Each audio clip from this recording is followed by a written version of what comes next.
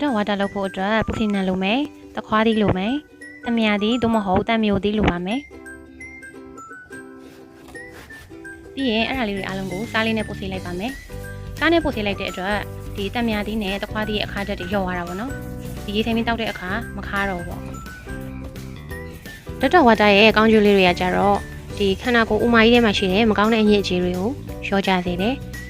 အစာချေစနစ်ကိုပုံမကောင်းမွန်စေတယ်ဂရင်းနံဆိုတွေလည်းပျောက်စေတယ်ပြီးတော့ရင်ရေလေးနဲ့လည်းတခြားဆေးလိုက်ပါမယ်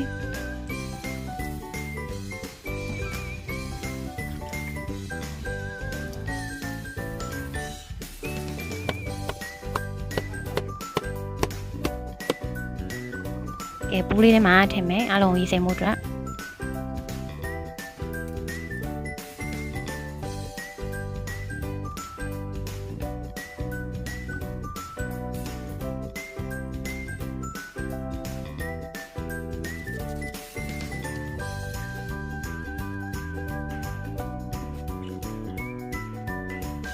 ပြီးတော့လို့ရှိရင်အဲ့ဒါလေးတွေကိုရေထည့်ပြီးတော့ဘူးလေးကို3နာရီကြာရေခဲတက်တာထဲမှာထားပြီးသွားလို့ရှိရင်တောက်လို့ရပါပြီ။ကျန်းမာရေးနဲ့ညီညွတ်တဲ့တက်တော်ဝါတာလေးတောက်ပြီးတော့အားလုံးပဲကျန်းမာကြပါစေရှင်။